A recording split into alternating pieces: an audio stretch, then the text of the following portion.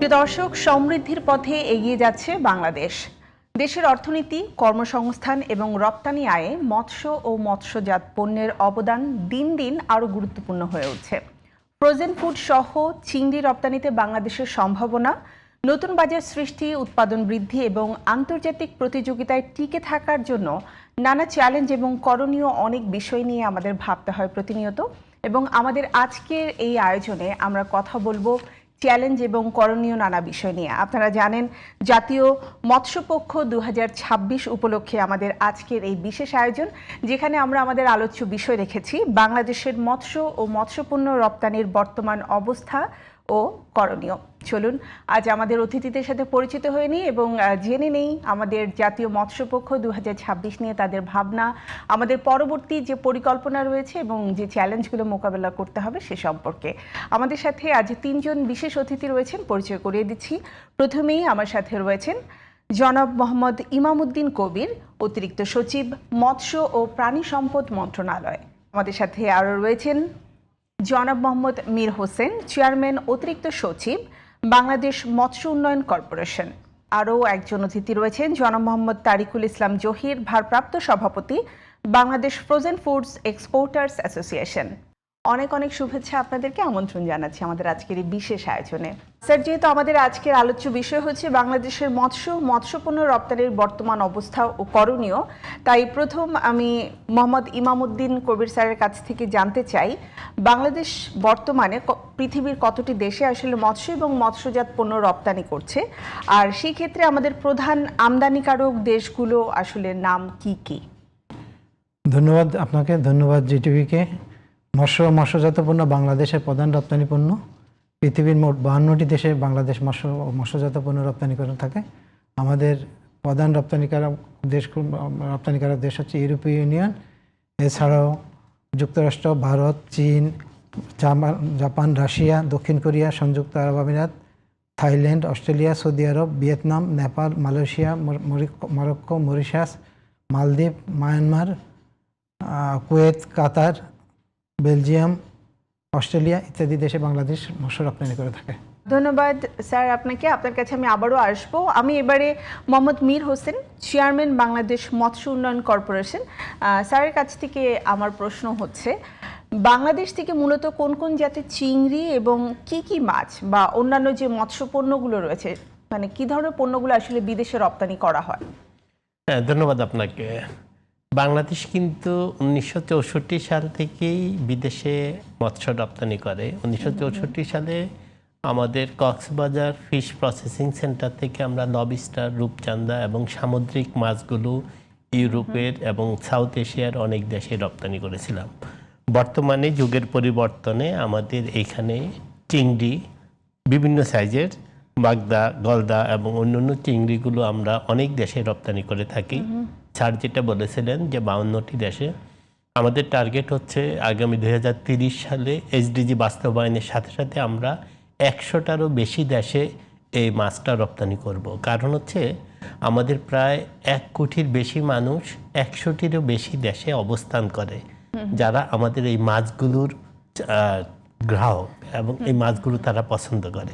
এটা ছাড়াও আমাদের সামুদ্রিক যে আমাদের বড় বড় ট্রলার দিয়ে আমাদের যে মাছগুলো আমরা এখন ধরতেছি, সেগুলো আমাদের লোকাল চাহিদা পূরণ করার পরও আমরা আশা করতেছি লবস্টার এবং রূপচাঁদা এবং ভালো মাছগুলো আমরা এই এশিয়া, সাউথ এশিয়া এবং ইউরোপের অনেক বাজারে দিতে পারবো এবং এতে আমাদের একদিকে দেশের আয় হবে, দুই দিকে আমাদের মৎস্য অবকাঠামো উন্নয়ন করা সম্ভব হবে। স্যার, আপনার কাছে আমি আবারও ফিরবো। তার আগে আমি জানতে চাই জনাব মোহাম্মদ তারিকুল ইসলাম জহির, ভারপ্রাপ্ত সভাপতি, Bangladesh frozen foods exporters association. একটু জানতে চাই যে বাংলাদেশ হতে কি পরিমাণ মৎস্য এবং মৎস্যপণ্য বিদেশে এখনো পর্যন্ত রপ্তানি হয় এবং এই খাতে আমাদের আয় কেমন?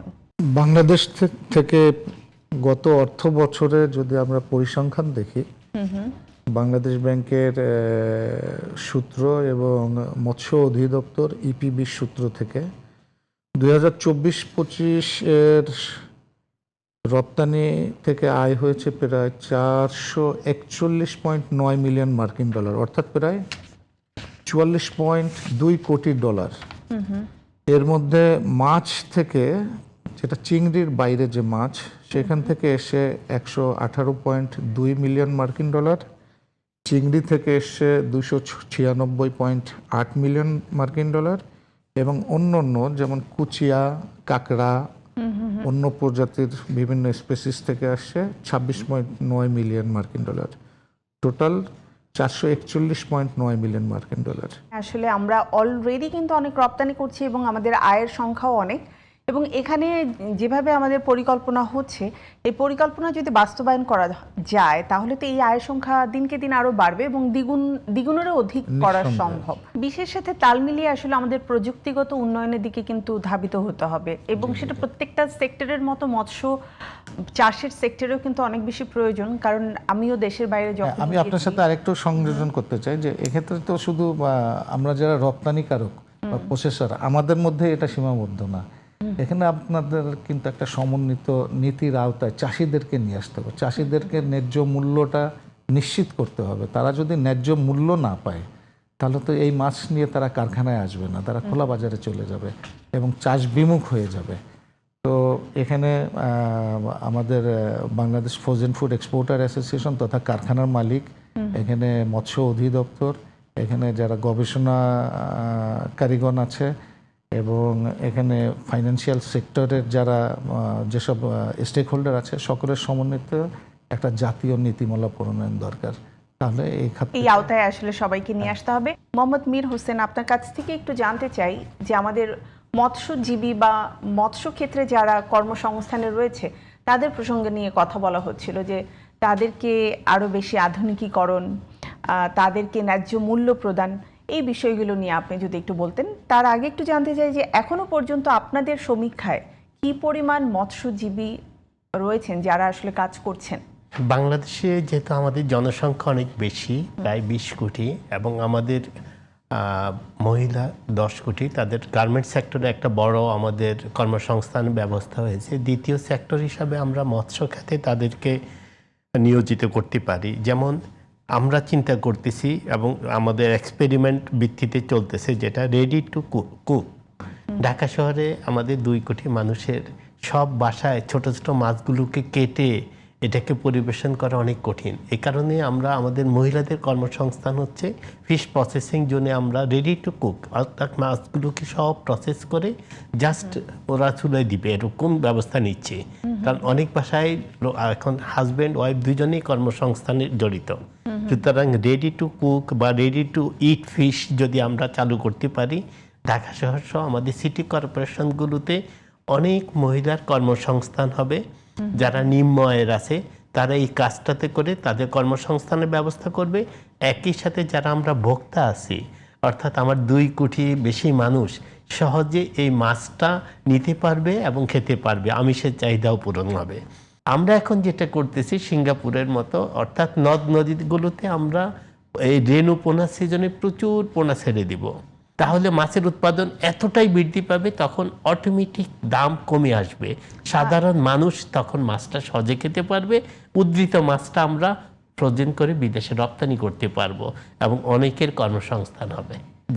আরেকটা ব্যাপার একটু জানতে চাই, যে অঞ্চলগুলোতে ইতিমধ্যেই মৎস্যজীবীরা কাজ করছেন, এর বাইরে যেও কি নতুন কোনো প্রজেক্ট হাতে নেওয়ার আপনাদের ইচ্ছা আছে? আমরা এই মুহূর্তে, আপনারা জানেন বড় পুকুরিয়া একটা কয়লা খনি ছিল, ওইখানে আমাদের একটা ওয়াটার লক হয়ে গেছে 600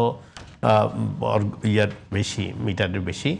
ওইখানে আমাদের অনেক দরিদ্র ফ্যামিলি আছে, 2500 ফ্যামিলি। তাদের জন্য আমরা এই বছরেই আমরা একটা পুনঃউৎপাদন কেন্দ্র এবং ওপেন মাছ, অর্থাৎ প্রচুর পরিমাণে রেণু পুনঃউৎপাদন করে ওই ওয়াটার লকটাকে আমরা মাছের জন্য ছেড়ে দিব, যেখানে 2500 ফ্যামিলি আমাদের মৎস্য ধরার মাধ্যমে জীবন জীবিকা নির্বাহ করতে পারবে এবং ওই এলাকার আমিষের চাহিদা পূরণ হবে। আমি মোহাম্মদ ইমামউদ্দিন কবির স্যার, আপনার কাছ থেকে একটু জানতে চাই যে বাংলাদেশ হতে রপ্তানিকৃত মৎস্যের মধ্যে চিংড়ির অবদান কেমন?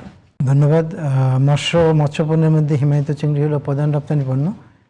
এটা চিংড়ি প্রধানত হেড অন শেল অন এবং হেডলেস শেল অন, অর্থাৎ মাথা ছাড়া এবং মাথা ছাড়া, তারপর প্লিড অ্যান্ড ডিভাইন্ড প্লিড অ্যান্ড আনডিভাইন্ড ইত্যাদি বিভিন্ন প্রকারের প্রক্রিয়াজাত করা হয়। বাংলাদেশ হতে রপ্তানিকৃত চিংড়ির মধ্যে 70% ভাগে ভ্যালু অ্যাডেড চিংড়ি রপ্তানি করা হয়ে থাকে সাধারণত IQF, individual quick freezing, semi individual quick freezing value added চিংড়ি রপ্তানি করা হয়ে থাকে। 2025-26 অর্থ বছরে 21,322 মেট্রিক টন চিংড়ি রপ্তানি করা হয়। এর মধ্যে বাংলাদেশ এই রপ্তানির মাধ্যমে 228.17 মিলিয়ন মার্কিন ডলার অর্থাৎ 2801 কোটি টাকা সমমূল্যের বৈদেশিক মুদ্রা আয় করে। 5 বছরে মৎস্য রপ্তানি হতে দেখা যায় যে আর্থিক মূল্য মৎস্যজাত পণ্য রপ্তানিতে চিংড়ির অবদান 45 ভাগ।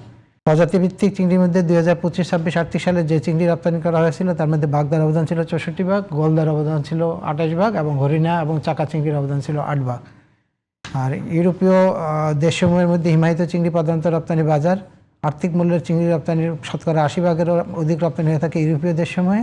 এছাড়াও যুক্তরাষ্ট্র, জাপান, রাশিয়া, চীন, দক্ষিণ কোরিয়া, সংযুক্ত আরব আমিরাত, থাইল্যান্ড, অস্ট্রেলিয়া সহ বিশ্বের বিভিন্ন দেশে হিমায়িত চিংড়ি রপ্তানি করা হয়ে থাকে। তার মানে আমাদের আসলে চিংড়ির রপ্তানির যে সম্ভাবনা রয়েছে সেটা কিন্তু বিশাল একটা সম্ভাবনা রয়েছে আমাদের চিংড়ি রপ্তানির। যে মিস্টার তারিক, আমরা একটু পরিসংখ্যান ঘাটলে দেখতে পাই যে বিগত বছরগুলোতে যে হারে উৎপাদন বেড়েছে সে হারে কিন্তু রপ্তানি আসলে বাড়েনি। এর কারণ হিসেবে যদি বলা হয় তাহলে প্রথম যে কাজ মানে আপনারা বলে থাকেন যে কারণে হয়েছে সেটি হচ্ছে চিংড়ির উৎপাদন আশানুরূপ বাড়ছে না, প্রক্রিয়াকরণের জন্য কাঁচামালেরও স্বল্পতা রয়েছে। তাহলে আমার প্রশ্ন হচ্ছে এক্ষেত্রে Bangladesh frozen foods exporters association আপনারা চিংড়ির উৎপাদন বৃদ্ধির জন্য এবং সেটাকে সংরক্ষণের জন্য কি কি পদক্ষেপ আসলে গ্রহণ করছেন? মৎস্য অধিদপ্তরের পরিসংখ্যান অনুযায়ী মৎস্য উৎপাদন বাড়লেও চিংড়ির ক্ষেত্রে কিন্তু এটা হ্রাস পেয়েছে। সনাতন পদ্ধতিতে আমরা 300 থেকে 400 কেজি করছি, সেখানে যদি আমরা সেমি ইন্টেন্সিভ বা আধা নিবিড় পদ্ধতিতে চাষ করি তাহলে সেখানে এই সক্ষমতাটা কিন্তু দেখা যাচ্ছে 1 হেক্টরে 5,000 থেকে 7,000 কেজি, দ্যাট মিনস 5 থেকে 6 টন উৎপাদন হচ্ছে। আর এটা সুপার ইন্টেন্সিভ করলে এটা 25 থেকে 30 টনে নিয়ে যাওয়া যায়। তো এখানে ওই যে নীতি সহায়তার দরকার, এখানে আপনার ইনফ্রাস্ট্রাকচার ডেভেলপমেন্ট করতে হবে, এখানে চাষিদেরকে দক্ষ করে গড়ে তুলতে হবে, এখানে নিশ্চিত জ্বালানি সরবরাহ থাকতে হবে, আপনার এখানে কোল্ড চেইন সাপ্লাই চেইনটা আপনার তৈরি করতে হবে, রেফ্রিজারেটর ভ্যান যাতে যেতে পারে প্রত্যেকটা ফার্ম টু প্রসেসিং, এখানে ট্রেসিবিলিটি আপনার নিশ্চিত করতে হবে, আধুনিক ট্রেসিবিলিটি নিশ্চিত করতে হবে। এটা যদি নিশ্চিত না করতে পারি তাহলে তো আমরা মানে আমাদের কম্পিটিটিভ যে দেশগুলো আছে তাদের সাথে আমরা প্রতিযোগিতায় টিকতে পারবো না। আমাদের দেখতে হবে যে তারা তাদের দেশের রপ্তানিকারকদের কি কি সহায়তা দিচ্ছে। আমাদের এখানে খুব উচ্চ সুদে আমাদের ঋণ নিতে হয়, 15% সুদ দিয়ে ব্যবসায় টিকে থাকা এটা খুবই দুরূহ ব্যাপার। তৃতীয়ত চাষিদের সঙ্গে আরো নিবিড়ভাবে কাজ করতে হবে, চাষিদেরকে দক্ষ করে তুলতে হবে।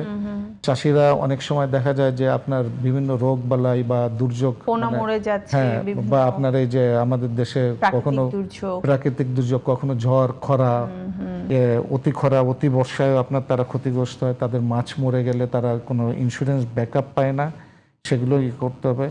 সর্বোপরি চাষিদের ন্যায্য মূল্য নিশ্চিত করতে হবে। ন্যায্য মূল্য নিশ্চিত যদি না হয় তাহলে চাষিরা বিমুখ হয়ে যাবে। এখন অনেক চিংড়ি চাষের জমিতে তরমুজ চাষ হচ্ছে, প্রান্তিক চাষিরা তাদের না আছে ট্রেড লাইসেন্স, না আছে টিন, না আছে ভ্যাট, তাদেরকে যদি এইসব আওতায় বাধার চেষ্টা করা হয় তাহলে আপনার ওরা কিন্তু এগিয়ে আসবে না। আসলে তাদেরকে উৎসাহিত করার জন্য সহজ অ্যাওয়ারনেস নিয়মের মধ্যে তাদেরকে নিয়ে আসতে হবে। আমি একটু ইমাম স্যারের কাছ থেকে জানতে চাই যে স্যার, আমরা তো উৎপাদন বৃদ্ধির কথা জানতে পারছি যে বৃদ্ধির চেষ্টা করা হচ্ছে, একটু যদি আপনি বলতেন যে উৎপাদন বৃদ্ধির পাশাপাশি চিংড়ি রপ্তানি বৃদ্ধির জন্য আর কি কি ব্যবস্থা গ্রহণ করা যেতে পারে?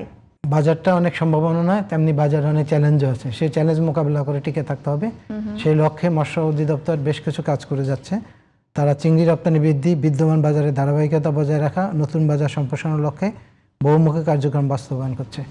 এই ধরনের কার্যক্রমের মধ্যে খামার পর্যায় থেকে রপ্তানি পর্যন্ত ট্রেসেবিলিটি নিশ্চিতকরণ, রেসিডিও মনিটরিং, আন্তর্জাতিক মানসম্পন্ন পরীক্ষাগার সুবিধা, কঠোর মৎস্য পরিদর্শন, মান নিয়ন্ত্রণ, নিরাপদ গুণগত মানসম্পন্ন পিএল উৎপাদন, সক্ষমতা উন্নয়ন ও আন্তর্জাতিক মানদণ্ডের সাথে সামঞ্জস্যপূর্ণ নিয়ন্ত্রণ ব্যবস্থার বাস্তবায়ন।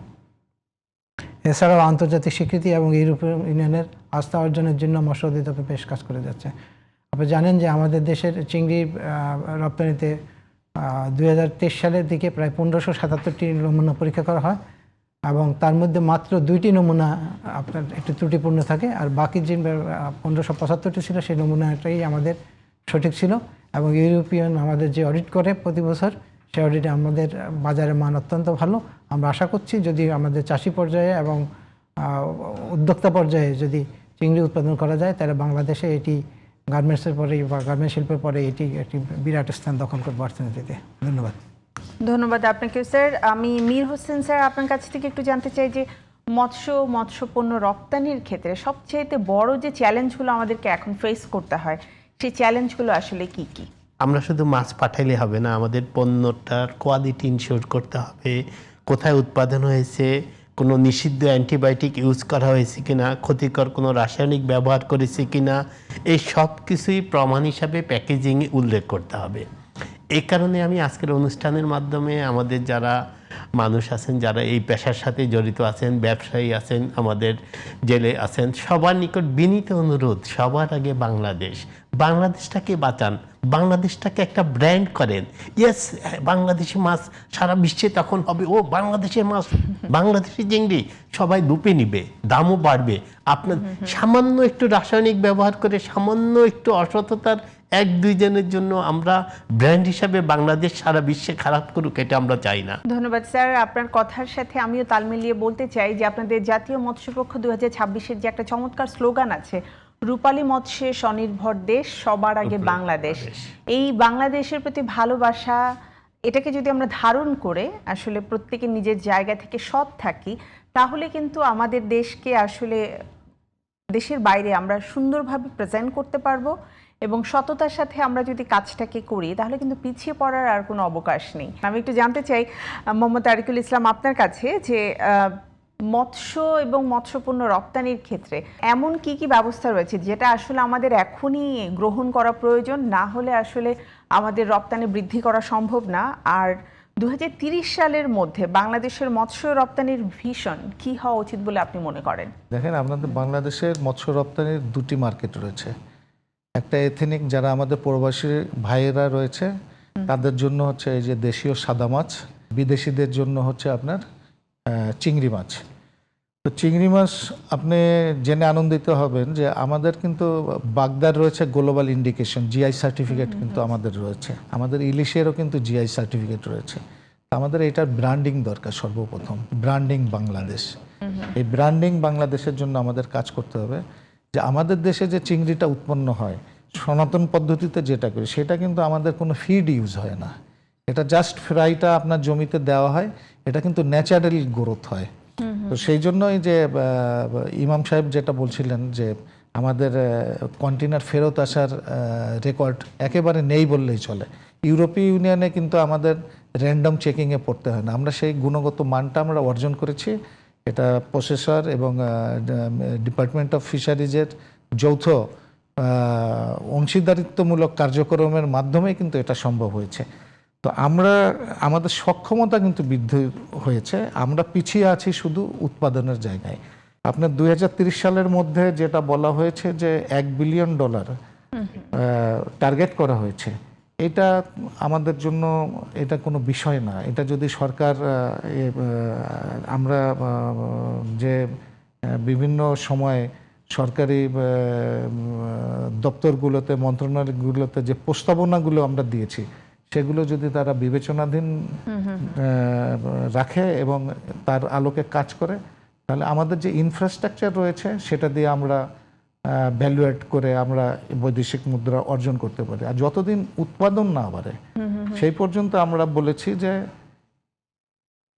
ইম্পোর্ট ফর এক্সপোর্টের একটা পারমিশন দেওয়ার জন্য, কারণ আমাদের এই যে ক্যাপাসিটিটা আমরা ইউজ করতে পারছি না, এটা যদি আমরা ইকুয়েডর থেকে, আমরা ইন্ডিয়া থেকে এবং আমরা পার্শ্ববর্তী দেশ, আমরা থাইল্যান্ড থেকে যদি আমরা ওদের যেহেতু লেবার কস্ট বেশি, আমরা মাল নিয়ে আসি, চিংড়ি মাছ যদি আমরা নিয়ে আসি, এটাকে আমাদের যে মেশিনারিজ আছে আমরা সেটা মিনিমাম 30 থেকে 40% ভ্যালু অ্যাড করে আমরা এটা রিএক্সপোর্ট করতে পারি এবং সেখানে আপনার এটা অনেক বৈদেশিক ভালো একটা অর্থনৈতিক আর যা ইতিমধ্যে আপনারা জানেন যে চীনে প্রচুর চিংড়ি মাছ উৎপাদন হয়, তারা কিন্তু তাদের ডোমেস্টিক কনজামশন করতে পারছে না, এবং তাদের যথেষ্ট কারখানা রয়েছে, তাদের কিন্তু লেবার কস্ট বেড়ে যাওয়ার কারণে তারাও কিন্তু আপনার এখন এই বিভিন্ন দেশে এই অর্ডারগুলো দিয়ে তারা আবার নিজেরাই ইম্পোর্ট করছে। তাই আমাদের এইসব ক্ষেত্রগুলো অ্যাড্রেস করে যদি আমরা এগিয়ে যাই, তাহলে 2030 সালের মধ্যে আমাদের যে ভিশন দেওয়া হয়েছে আমরা সেটা অর্জন করতে সক্ষম হব ইনশাআল্লাহ। ধন্যবাদ মোহাম্মদ তারিকুল জাহির, আপনার মানে প্রত্যেকটা কথাই আসলে অনেক তথ্যবহুল ছিল। একেবারে শেষ প্রান্তে রয়েছে আমি জনাব ইমাম স্যার, আপনার কাছ থেকে একটু জানতে চাই যে জাতীয় মৎস্যপক্ষ 2026 উপলক্ষে দেশবাসী এবং বিনিয়োগকারী যারা রয়েছে তাদের জন্য বিশেষ কোনো বার্তা কি রয়েছে যেটিতে আসলে তারা অনেক বেশি উৎসাহিত হবে? মৎস্য খাত বাংলাদেশের অর্থনীতির অন্যান্য সম্ভাবনাময় খাত। আমাদের তরুণ উদ্যোক্তাদের প্রতি আহ্বান শুধু উৎপাদন নয়, প্রক্রিয়াজাতকরণ, কোল্ড চেইন, রপ্তানি, ই কমার্স, অ্যাকোয়াকালচার প্রযুক্তি, ফিড হ্যাচারি, ডিজিটাল ট্রেসিবিলিটি এবং মূল্য সঞ্চিত পণ্য এসব খাতে বিনিয়োগ করুন। সরকার সব ধরনের সহায়তা দিতে প্রস্তুত আছে। আমি যোগ করতে চাই, মৎস্য খাতের ভবিষ্যৎ নির্ভর করবে সরকার, বেসরকারি খাত, গবেষণা প্রতিষ্ঠান, উন্নয়ন সহযোগী রপ্তানিকারক ও চাষিদের সমন্বিত অংশীদারিত্বের উপর। আমরা চাই বাংলাদেশ প্রতিটি রপ্তানি মাছ আন্তর্জাতিক ক্রেতার কাছে নিরাপদ, মানসম্পন্ন এবং আস্থার প্রতীক হিসাবে পরিচিত হোক। বাংলাদেশ মৎস্য খাত আজ একটি নতুন দিগন্তে দাঁড়িয়ে। একদিকে রয়েছে অসাধারণ সাফল্য, অন্যদিকে রয়েছে আন্তর্জাতিক বাজারের নতুন বাস্তবতা। মাননীয় প্রধানমন্ত্রীর নেতৃত্বে বর্তমান সরকার উৎপাদন থেকে রপ্তানি পর্যন্ত পুরো মূল্য শৃঙ্খলকে আধুনিকায়নে কাজ করেছে। আমরা চাই স্মার্ট ফিশ, সাস্টেনেবল ফিশারিজ এবং স্মার্ট এক্সপোর্ট। আমি বিশ্বাস করি সরকার, জেলে, চাষি, উদ্যোক্তা, গবেষক, রপ্তানিকারক, ভোক্তা সবার সম্মিলিত প্রচেষ্টার মূল শিগগিরই বাংলাদেশ সেফ ফুড বিশ্ববাজারে একটি নির্ভরযোগ্য মর্যাদাপূর্ণ পণ্য হিসেবে পরিচিত হবে। আপনাকে ধন্যবাদ, জিটিভিকেও ধন্যবাদ। অসংখ্য ধন্যবাদ স্যার, খুব চমৎকারভাবে সুন্দর কিছু কথা আমাদেরকে বলেছেন। আমরা বিশ্বাস করি যারা আসলে আজ আমাদের এই অনুষ্ঠান দেখেছেন আমাদের মৎস্য নির্ভর বাংলাদেশ সম্পর্কে অনেক কিছু জানতে পেরেছেন, এবং আমরা রপ্তানি করে আসলে কিভাবে বৈদেশিক মুদ্রা অর্জন করে আমাদের দেশের অর্থনীতিতে অংশগ্রহণ করতে পারি সে সম্পর্কে আমরা বিস্তারিত জেনেছি। অসংখ্য ধন্যবাদ আপনাদের তিনজনকেই। প্রিয় দর্শক, জাতীয় মৎস্যপক্ষ 2026 এই নিয়ে আমাদের বিশেষ আয়োজন, এবং এই আয়োজনের স্লোগান রূপালী মৎস্যে স্বনির্ভর দেশ, সবার আগে বাংলাদেশ। হ্যাঁ, সবার আগে বাংলাদেশ, এই একটি কথাকে ধারণ করে আমরা যদি আমাদের নিজ নিজ জায়গা থেকে নিজেদের দায়িত্বকে পালন করি এবং দেশের অর্থনীতিতে একটি ভূমিকা রাখার চেষ্টা করি, তাহলে কিন্তু সব কাজ করাই মানে সম্ভব। এবং সেই জায়গা থেকে আপনারা যারা মৎস্য চাষে নিয়োজিত রয়েছেন এবং যারা এক্সপোর্ট এবং ইম্পোর্টের সাথে জড়িত রয়েছেন, সবাই যদি নিজ জায়গা থেকে নিজ দায়িত্বটি সঠিকভাবে পালন করেন, তাহলে অবশ্যই আমরা আশা করি 2030 সালের মধ্যে আমাদের যে লক্ষ্য রয়েছে সেই লক্ষ্যমাত্রা আমরা অর্জন করতে পারবো। আজকের মতো আমি শান্তা জাহান বিদায় নিচ্ছি। আপনারা সবাই ভালো থাকুন, সুস্থ থাকুন।